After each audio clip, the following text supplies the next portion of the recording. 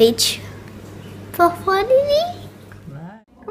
Just sort of to do with speech development in children. I would imagine correct speech.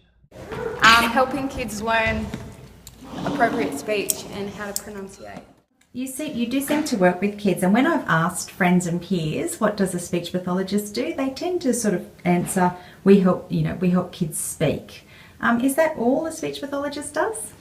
Well, I was just telling someone, actually, some of my clients don't speak at all. So actually, I don't think saying a speech pathologist help people speak is a very accurate description. I see my role more as assisting the client and the people around them to be more effective communicators.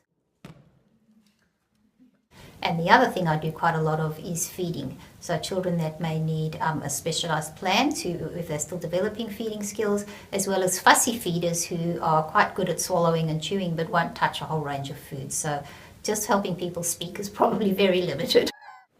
Speech pathologists then assist people in a range of different areas. These areas include speech, helping someone who slurs, for example, as the result of a stroke. Voice, such as assisting someone whose voice is hoarse or their volume is too low, and fluency, helping a child, teenager or adult with a stutter.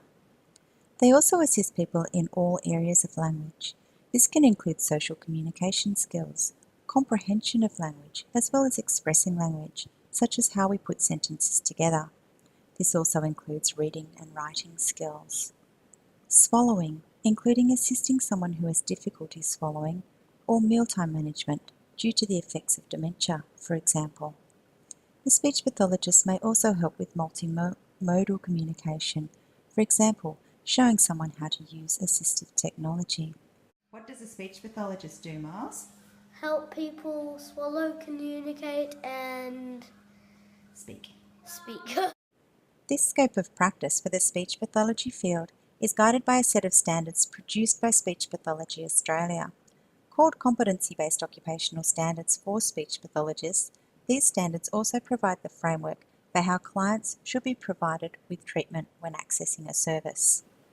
On referral, the client's needs are assessed using a range of different tools. This assessment is analysed and further information may be sought to create a diagnosis. These results are then used to devise and implement a treatment plan. In every step of this process, the best clinical and scientific evidence is used, and more importantly, the client and their family is consulted and the plan devised in collaboration with them. You're never working with someone in isolation. You can spend every day of your life with your speech pathologist, and it does nothing if the things that need to change are actually what happens when you wake up in the morning, when you get your morning tea, when you need to have a bath, all of those sorts of things. That's where the genuine need for communication occurs, and that's where change is going to happen.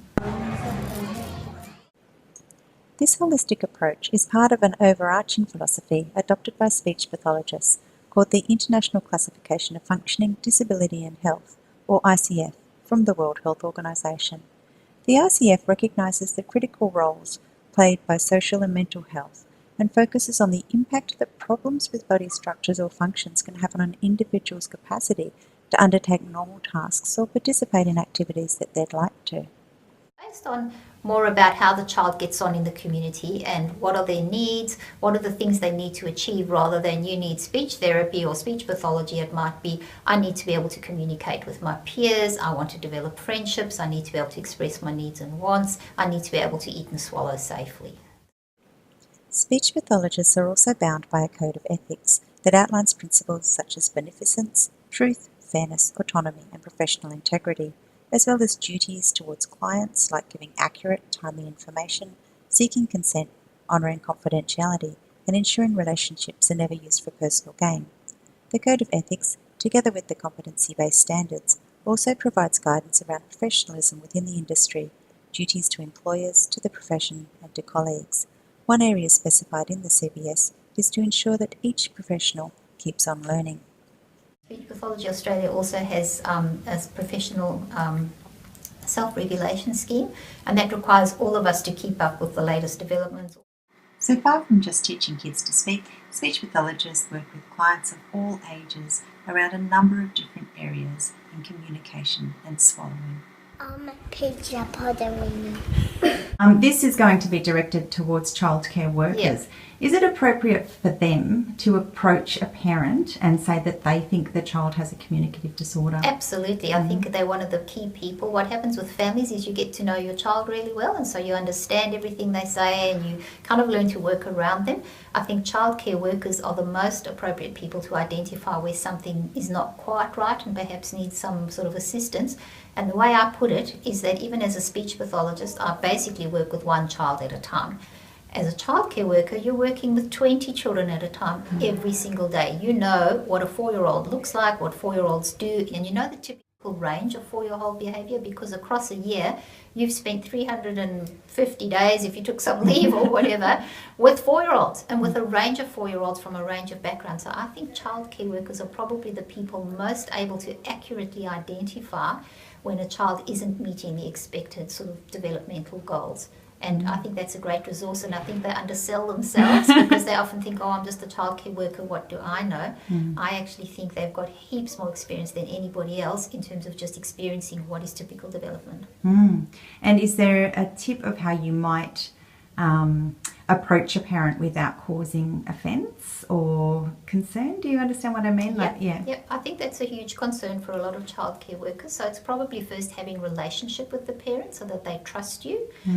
Also being forearmed, so having an idea of what is your about Johnny doesn't seem to be doing so well, perhaps making some observations that are clear observations, not around Johnny passing or failing, but more around everybody else is jumping on one leg and Johnny's still, not quite able to stand independently yet. I have concerns about that sort of thing. And then also coming with some suggestions about where they should go, because if if a parent's been listen to what you have to say and then you're like, oh well, good luck with that. So having an idea of where you can refer the person to.